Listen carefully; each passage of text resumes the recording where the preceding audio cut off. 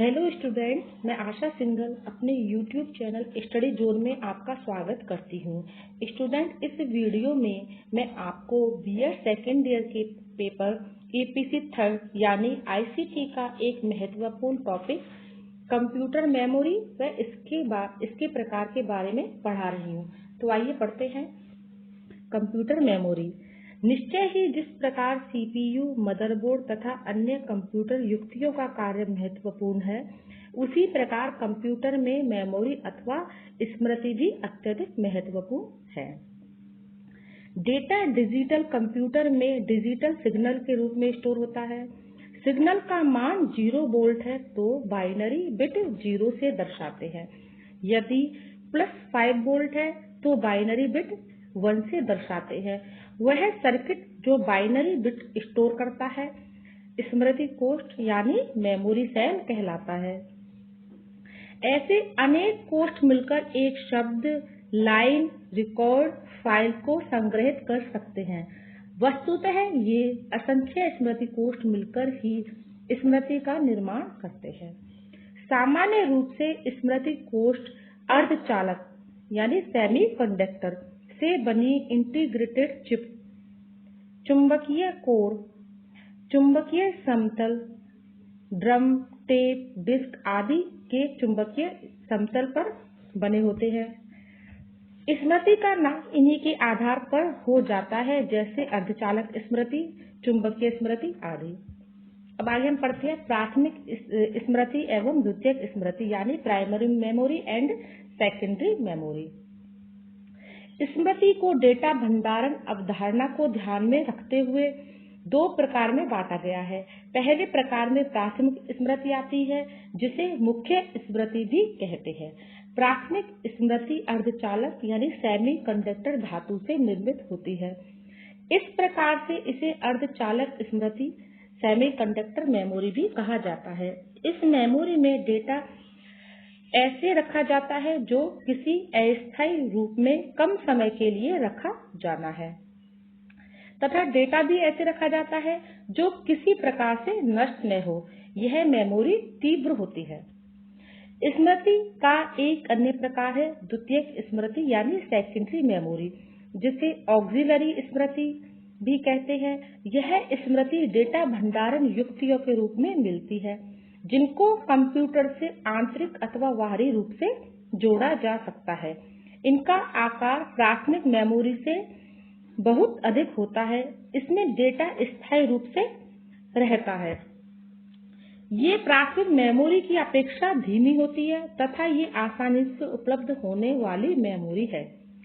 CPU द्वितीयक भंडारक युक्तियों को ड्राइव के द्वारा एक्सेस करता है। यह कार्य सीधे नहीं होता। इन दोनों स्मृतियों के महत्व, कार्य एवं प्रकार के बारे में हम पढ़ते हैं। अब फर्स्ट पढ़ते हैं हम प्राथमिक स्मृति यानी प्राइमरी मेमोरी। प्राथमिक स्मृति कंप्यूटर का अथवा मुख्य मेमोरी का अति आवश्यक अंग है। वर्तमान में सीपीयू द्वारा प्रोसेस हो रहा डेटा मुख्य स्मृति में ही स्टोर रहता है। यही वह मेमोरी है जिससे सीपीयू सीधे संपर्क में रहता है और डेटा का आदान प्रदान करता है। वर्तमान में प्रोसेस हो रहे डेटा में ऐसे निर्देश आते हैं जिन्हें रन किया जा रहा है। ऐसे सॉफ्टवेयर आते हैं जिन पर कार्य किया जा रहा है।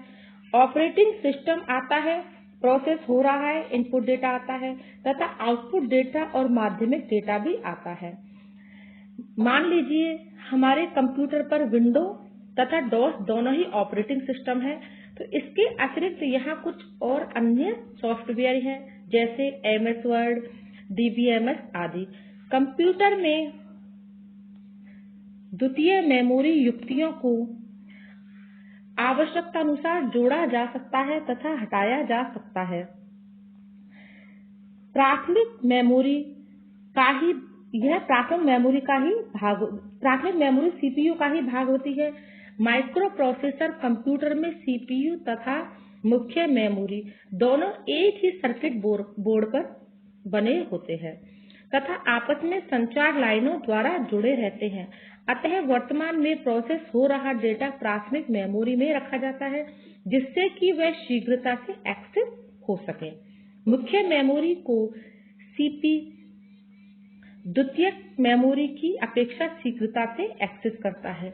मुख्य मेमोरी द्वितीयक मेमोरी की अपेक्षा आकार में बहुत कम है, किंतु यह द्वितीयक मेमोरी से तेज होती है। अब हम देखते हैं प्राथमिक स्मृति की विशेषताएं। जैसे फर्स्ट है, तेज गति से एक्सेस की जा सकती है। दूसरा है, डेटा भंडारण की क्षमता कम होती है। तीसरा है, वर्तमान में प्रोसेस हो रहा डेटा स्टोर करती है। चौथा है, सीपीयू से सीधे संपर्क में रहती है। पांचवा है, कंप्यूटर में आपसी से आवश्यकता अनुसार जल्दी जल्दी जोड़ी या हटाई नहीं जा सकती। अगला है, कंप्यूटर का मुख्य आवश्यक अंग है। साधारणतः मुख्य मेमोरी भी दो प्रकार की होती है। मुख्य मेमोरी का एक भाग डेटा को स्थायी रूप से स्टोर करता है तथा एक भाग अस्थायी रूप से स्टोर करता है। ये दोनों ही प्रकार अपने अपने स्थान पर महत्वपूर्ण हैं।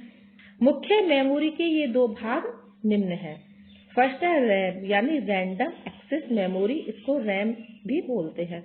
फिर है रोम यानी रीड ओनली मेमोरी, आरओएम। अब फर्स्ट देखते हैं हम रैम।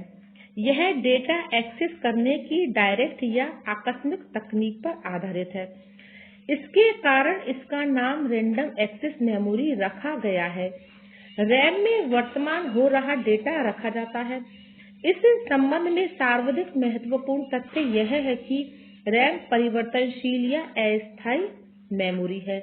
इसमें डेटा तभी तक सुरक्षित रहता है जब तक कि कंप्यूटर ऑन है, अर्थात उसे विद्युत आपूर्ति जारी है, अर्थात बिजली है, तब तक ही यह कंप्यूटर पर रहता है। कंप्यूटर के बंद हो जाने पर या विद्युत आपूर्ति रुक जाने से इसमें स्टोर सभी डेटा उड़ जाता है, क्योंकि रैम सीधे एक्सेस विधि पर आधारित है। इसलिए यह डेटा भंडारण ऑपरेशन करने में बहुत कम समय लेती है और इसलिए वर्तमान में प्रोसेस हो रहा डेटा रैम में रखा जाता है, जहां से सीपीयू उस डेटा पर रीड व राइट ऑपरेशन करता है। अब दूसरी है रोम। रोम का पूरा नाम रीड ओनली मेमोरी है। यह मेमोरी ऐसा डेटा स्टोर करती है जिसे रीड ऑपरेशन द्वारा पढ़ा तो जा सकता है, किंतु राइट ऑपरेशन द्वारा उसे परिवर्तन नहीं कर सकते, अर्थात उसे हम सिर्फ रीड ही कर सकते हैं। इसे नष्ट नहीं किया जा सकता। इसी गुण के कारण रोम मेमोरी स्थायी अथवा अपरिवर्तनशील मेमोरी है। इस मेमोरी की डेटा भंडारण क्षमता रैम मेमोरी से कम होती है, क्योंकि ऐसा डेटा तथा जानकारी कम ही होती है जिसे स्थायी रूप से कंप्यूटर में रखने की आवश्यकता पड़े। अब देखिए प्राइमरी मेमोरी के दो पार्ट में रैम, रोम। रैम यानी रैंडम एक्सेस मेमोरी, रोम यानी रीड ओनली मेमोरी। अब आगे पढ़ते हैं। साधारणतः इस मेमोरी में स्टोर डेटा पर कंप्यूटर के ऑन अथवा ऑफ होने का कोई फर्क नहीं पड़ता। विद्युत आपूर्ति बंद हो जाए अथवा जारी रहे, रोम में स्टोर डेटा नष्ट नहीं होता। द्वितीयक मेमोरी युक्तियों में हालांकि स्टोर विद्युत आपूर्ति बंद होने पर नष्ट नहीं होता, किंतु रोम मेमोरी के विपरीत उसमें यूजर अथवा प्रोग्रामर द्वारा डेटा लिखा जा सकता है, अर्थात स्टोर किया जा सकता है। यहाँ यह तथ्य महत्वपूर्ण है कि यदि रोम में डेटा स्टोर नहीं किया जा सकता तो वहाँ डेटा कैसे पहुँचता है जिसे सिर्फ पढ़ा जा सकता है। यहाँ रोम मेमोरी में डेटा स्टोर करने के लिए साधारण राइट ऑपरेशन प्रयोग में नहीं लाया जाता। सामान्य रूप से रोम में डेटा तथा महत्वपूर्ण जानकारी विशेष प्रकार की तकनीक द्वारा स्टोर की जाती है, जिसे अधिकतर कंप्यूटर की निर्माती कंपनी द्वारा स्टोर किया जाता है, अर्थात इसमें यह मेमोरी कंप्यूटर निर्माण के समय में ही कंपनी के द्वारा डाल दी जाती है। रोम में डेटा सेट करने के लिए पराबैंगनी किरणें, इलेक्ट्रॉनिक सिग्नल आदि का प्रयोग किया जाता है। इसमें स्टोर डेटा बार बार परिवर्तित नहीं किया जा सकता। अधिकतर डेटा कंप्यूटर की निर्माण प्रक्रिया के दौरान ही स्टोर किया जाता है।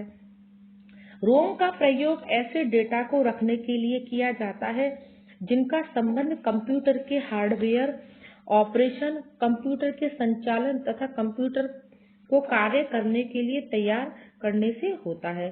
कंप्यूटर सिस्टम के लिए आवश्यक डेटा के अतिरिक्त कंप्यूटर की निर्मात्री कंपनी अपनी कंपनी संबंधी जानकारी भी रोम में स्टोर कर देती है।